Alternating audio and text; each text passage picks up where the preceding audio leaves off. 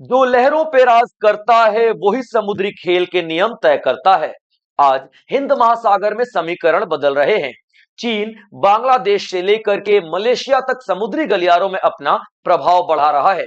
ऐसे वक्त में भारत ने भी एक निर्णायक कदम उठाया है और वो है ग्रेट निकोबार प्रोजेक्ट। ये केवल एक विकास योजना नहीं है, बल्कि हिंद महासागर में भारत की उपस्थिति का स्पष्ट संदेश है।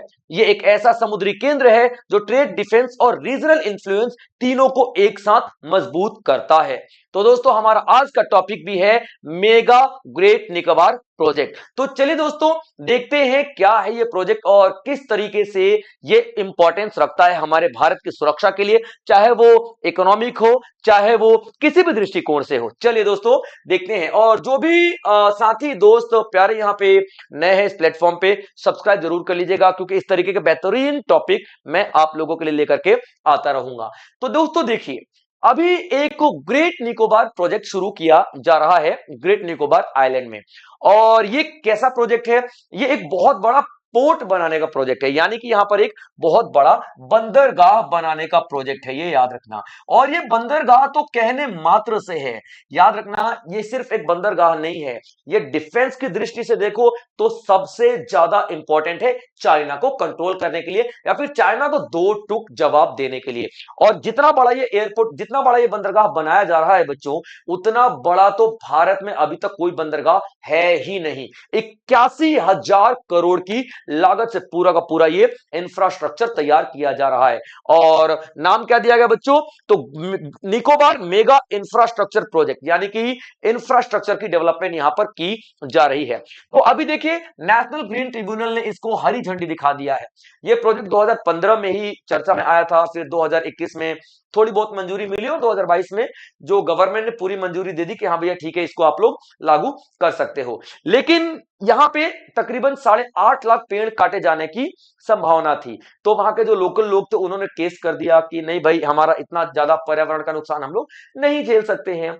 तो ये केस चल रहा था कोर्ट में, लेकिन अभी फाइनली 2026 में नेशनल ग्रीन ट्रिब्यूनल, जो कि पर्यावरण से जुड़े सारे के सारे मुद्दों को देखने वाली एक अदालत ही कह सकते हो आप लोग, इसने मंजूरी दे दिया है कि नहीं, पर्यावरण को जितना नुकसान है वो तो है, लेकिन उससे भी ज्यादा जरूरी है चाइना को काउंटर करना। क्योंकि चाइना ने एक बार अपना दबदबा इस पूरे क्षेत्र में बना लिया तो फिर चाइना को रोकना मुश्किल हो जाएगा। तो यहां पे इसलिए इस प्रोजेक्ट को ग्रीन झंडी दिखा दी गई है। क्लियर पॉइंट, याद रखना। ये आपको दिखाई दे रहा है बच्चों, ठीक है? ये आपका ग्रेट निकोबार का जो पूरा आइलैंड है, और ये पूरा का पूरा आइलैंड तकरीबन आप लोगों को दिख रहा होगा। यहाँ पे आपको थाईलैंड दिखाई दे रहा है, ठीक है, म्यांमार दिखाई दे रहा है, ठीक है, अंडमान सी दिखाई दे रहा है, या बे ऑफ बंगाल, इधर आप लोग ये दिखाई दे रहा है स्टेट ऑफ मलक है। पूरा मैप आप लोग समझने की कोशिश करना, ठीक है, याद रखना। ये आपको दिखाई दे रहा है पूरा जो आपका अंडमान एंड निकोबार आइलैंड है, ठीक है। ये नीचे आपको इंडोनेशिया दिखाई दे रहा है, ठीक है। इधर आप लोगों को थाईलैंड दिखाई दे रहा है, ठीक है। नीचे जाओगे तो आप लोग इधर मैप में दिखाई नहीं दे रहा, सिंगापुर आपको दिखाई देगा, ठीक है। तो ये मलेशिया आपको दिखाई देगा, उस तरफ मलेशिया है, उसके नीचे थोड़ा सिंगापुर है, ये इंडोनेशिया है। और जो इन सबके बीच में से आ रही है जो स्टेट ऑफ मलक्का, ठीक है। आगे भी मैप में आप लोगों को बताऊंगा, लेकिन इन सबके बीच में स्टेट ऑफ मलक्का। तो आप लोग मैप में ध्यान रखना, ठीक है, कि अंडमान निकोबार के इस तरफ थोड़ा ऊपर जाओगे तो म्यांमार आ रहा है, थोड़ा इधर जाओगे थाईलैंड आ रहा है, नीचे की तरफ जाओगे आप लोग तो आपको इंडोनेशिया दिखेगा, और थोड़ा इसके और नीचे जाओगे तो नॉट हाँ इंडोनेशिया ये बच्चों, ठीक है। और थोड़ा और नीचे जाओगे तो सिंगापुर दिखेगा। ये वाला ग्रीन वाला पूरा दिखाई दे रहा है आपका मलेशिया दिखाई दे रहा है, ठीक है। थोड़ा इस तरफ को जाके मलेशिया, तो मलेशिया और इंडोनेशिया के बीच में से स्टेट ऑफ मलक्का निकल रहा है, और नीचे जाकर के सिंगापुर पे भी कनेक्ट करता है, ठीक है। तो अभी चाइना का जो कंट्रोल है ना, यहां पे सबसे ज्यादा है, क्योंकि चाइना का तकरीबन 80% ट्रेड इसी स्टेट ऑफ मलक्का से होता है। और इंडोनेशिया और जो मलेशिया है, इसका रिश्ता भारत के साथ काफी ज्यादा मजबूत रह रहा है आज की डेट में। अभी देखा आप लोगों ने, पिछले कुछ दिनों पहले नरेंद्र मोदी गए थे मलेशिया की यात्रा पे, तो ये यूं ही नहीं था, ये मलेशिया के साथ अपने रिश्ते को मजबूत करने की कोशिश की जा रही है, ताकि यहां पे देखिए मलेशिया, ये वाला ग्रीन पार्ट दिखा रहा है मलेशिया है, इस मैप में दिखाई नहीं दे रहा है, ये मलेशिया है, ठीक है। तो अगर मलेशिया से हमारी दोस्ती होगी तो जरूरत पड़ने पे हम ये वाला पॉइंट को अगर चोक कर देते हैं, कमजोर कर देते हैं, तो यहां पे जो 80% व्यापार चाइना का हो रहा है वो रुक जाएगा। और ये अगर चाइना को भी है। इसी वजह से चाइना यहाँ पे इंडोनेशिया, मलेशिया, सिंगापुर के साथ अच्छे संबंध बनाने की कोशिश कर रहा है। देखिए हम्बनटोटा श्रीलंका से ले ही चुका है, जो पोर्ट है, बंदरगाह है श्रीलंका का, और उसके बाद ग्वादर पोर्ट ले ही चुका है पाकिस्तान से और बलूचिस्तान से। और यहाँ पे ये पूरी कोशिश कर रहा है कि जो स्टेट ऑफ मलक्का है इस पे पूरा पूरा कंट्रोल चाइना का आ जाए, और यहाँ पे पूरा पूरा कंट्रोल चाइना का आ जाए तो चाइना की जो ताकत दुगनी हो जाएगी भाई साहब, दुगनी हो जाएगी। इसलिए भारत इसके विपक्ष में ही इतना ही बड़ा एक पोर्ट खड़ा करना चाहता है ताकि भारत की डिपेंडेंसी इससे तो बिल्कुल ही खत्म हो जाए, और दूसरा मलेशिया को भी लालच रहे इस पोर्ट के साथ दोस्ती करने का, व्यापार करने का, और उसके बाद इंडोनेशिया को भी, सिंगापुर को भी इस व्यापार, इस पोर्ट के साथ जो बनाया जा रहा है इसके साथ जो ट्रेड करने का एक लालच पैदा हो कि हाँ भैया एक लालच तो है यार, कहीं ना कहीं तो भारत कुछ बढ़िया दिखाएगा तो ही तो ये लोग भारत के साथ जुड़ेंगे ना। तो ये भारत का यूं कह लो कि एक बहुत बड़ी स्ट्रेटेजी है ये पोर्ट बनाने के पीछे। ठीक है बच्चे, चलिए आगे देख लेते हैं। अब यहाँ पे क्या क्या बनाए जाएंगे, क्या क्या चीजें सेटल होंगी। ठीक है, तो यहाँ पे एक एयरपोर्ट बनाया जाएगा और पावर प्लांट बनाया जाएगा। पावर प्लांट बोले तो बिजली बनाने के लिए जो संयंत्र लगाए जाएंगे। ठीक है, ट्रांसशिपमेंट पोर्ट बनाया जाएगा, ट्रांसशिपमेंट पोर्ट। अब ट्रांसशिपमेंट पोर्ट क्या होता है, देखिए जहां पर बड़ी बड़ी जहाजें रुकती हैं, जहां पर बड़ी जहाजें रुकती हैं, ठीक है याद रखना, बड़े जहाज रुकते हैं, रुकते हैं। अब इसका क्या मतलब है सर, इसका मतलब यह है कि जब कहीं दूसरे देश से सामान आता है ना तो एक पोर्ट पे बड़ा सा जहाज होता है, ठीक है, जो 50 60 70 80 ट्रक के आसपास सामान होता है। ठीक है, इतना ज्यादा बड़ा शिप उतरता है और वहां से फिर छोटे छोटे छोटे छोटे शिपों में अपनी डेस्टिनेशन में जाता है।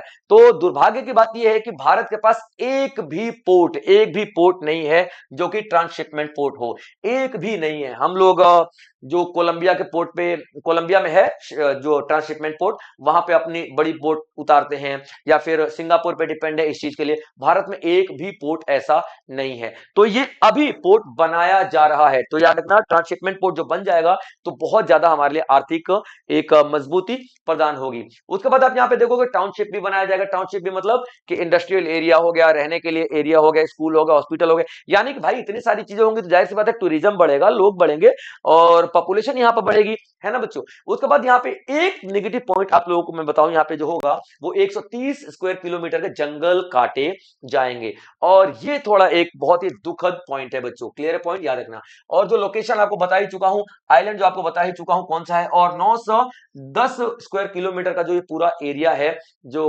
निकोबार आइलैंड का, 910 स्क्वायर किलोमीटर का, और जिसपे प्रोजेक्ट बनेगा वो है 166 स्क्वायर किलोमीटर का एरिया। ठीक है बच्चे, चलिए आगे देख लेते हैं यहाँ पे।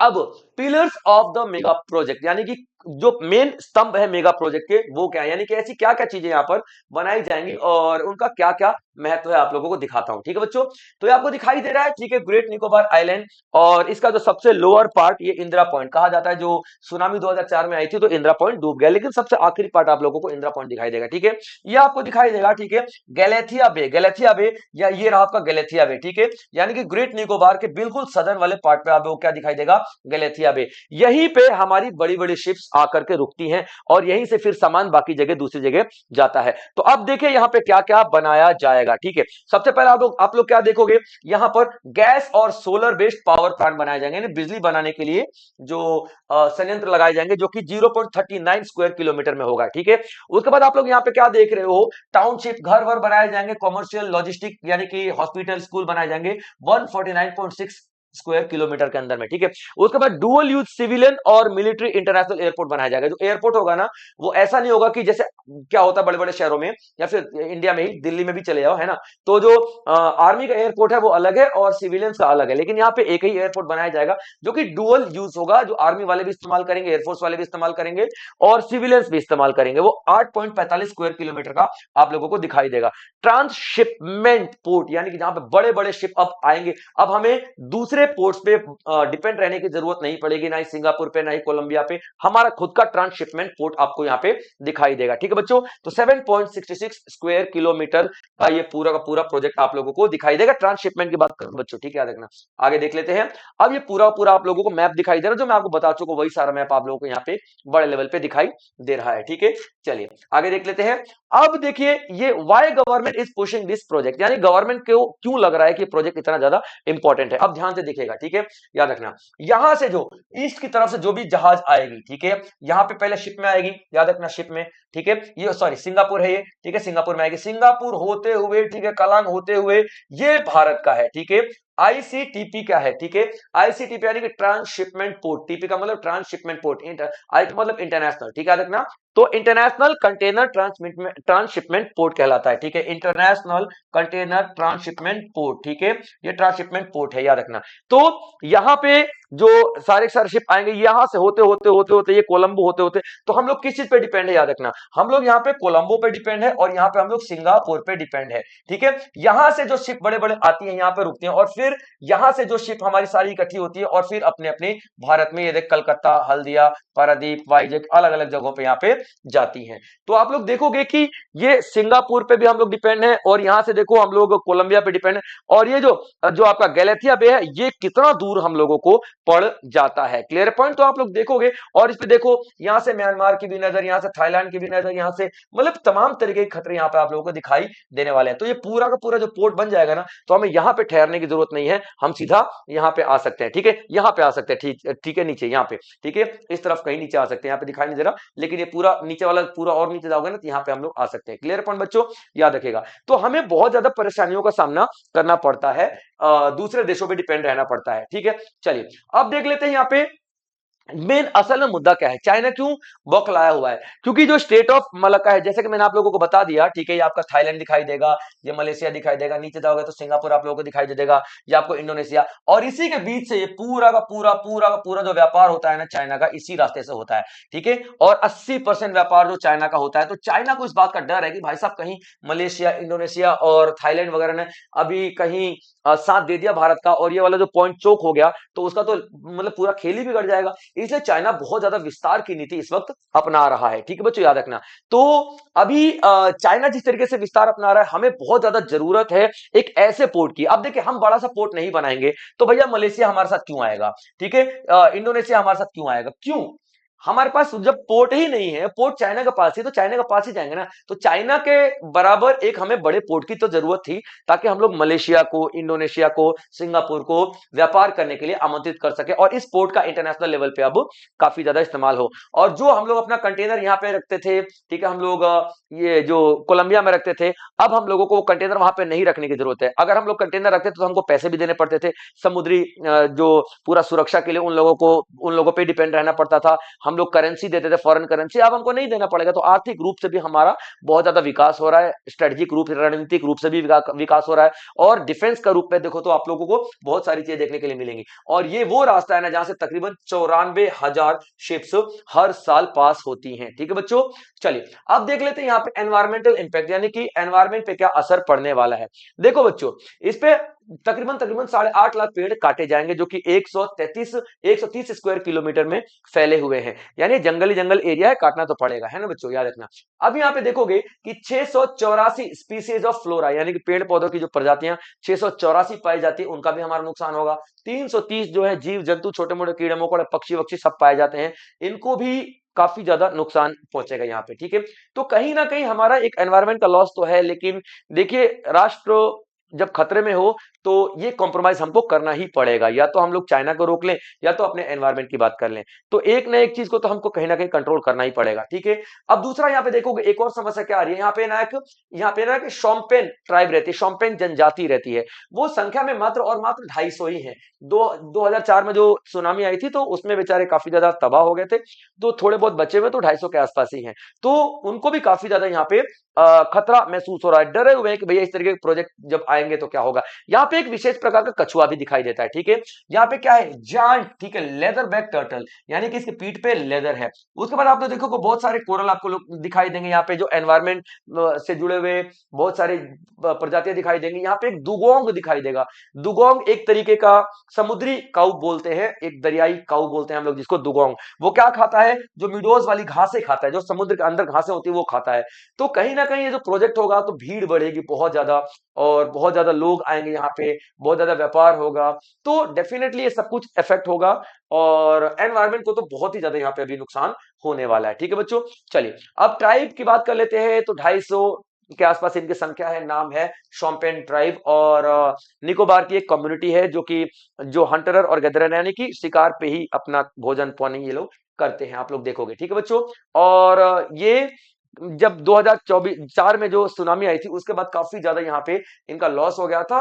तो अभी इन लोगों को डर है कि कहीं इनकी जो जनजाति है वो ही ना खत्म हो जाए, कहीं इनका जो कल्चर है वो ना खत्म हो जाए, कहीं जो इनके रीति रिवाज है वो ना खत्म हो जाए, कहीं पे इनका जो पुरानी पुश्तैनी चली आ रही जमीनें हैं वो ना खत्म हो जाए। तो ये बेचारे काफी ज्यादा डरे हुए हैं।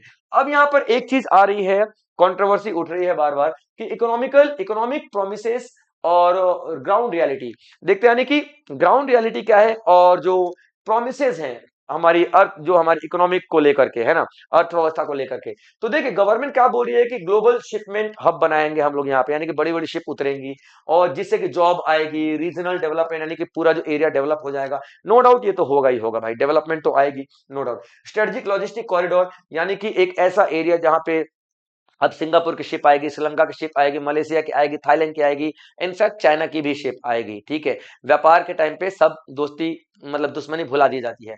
तो यहाँ पे आप देखोगे, ठीक है, और यहाँ पे बड़े बड़े कंटेनर वगैरह उतरा करेंगे अब। तो आप यहाँ पे देखोगे 14 मिलियन कंटेनर्स आएंगे, लेकिन इन सब की कीमत क्या होगी बच्चों? इकोलॉजिकल कॉस्ट, यानी कि पर्यावरण का नुकसान होगा, और ये वो नुकसान है जो रिवर्स नहीं होगा, यानी कि वापस नहीं आएगा। ये बहुत बड़ा आप लोगों को यहाँ पे नुकसान देखने को मिलेगा। ठीक है, उसके बाद आप देखोगे पोर्ट पे जो कंपटीशन पहले से ही है मलेशिया का और सिंगापुर का, आप लोग देख लो, ये श्रीलंका का देख लो, कोलंबिया का देख लो, है ना। तो ये सब आप लोग देखोगे कि एक कंपटीशन में पहले से ही है और भारत एक कंपटीशन और ज्यादा क्रिएट करेगा। तो इस एरिया पे दबाव बहुत ज्यादा आ जाएगा एनवायरमेंट के लिए। पॉपुलेशन बहुत ही ज्यादा यहाँ पे बढ़ेगी, तकरीबन तकरीबन पॉपुलेशन की बात करें तो तकरीबन अभी यहाँ पे 8,500 के आसपास पॉपुलेशन दिखाई दे रही है, और ये पॉपुलेशन आगे चलकर कितनी बढ़ जाएगी भाई साहब? तो तकरीबन यूं लगा दो 6-6.5 लाख की पॉपुलेशन यहाँ पे बढ़ती हुई नजर आएगी। ठीक है बच्चों, तो ये था हमारा आज का सेशन। आई होप आप लोगों ने पूरे मुद्दे को ध्यान से सुना होगा और गहराई में समझा होगा। इसी तरीके के और भी बेहतरीन टॉपिक्स मैं आप लोगों के लिए लेकर के आता रहूंगा। तब तक आप लोग अपना ध्यान रखेंगे बच्चों। जय हिंद।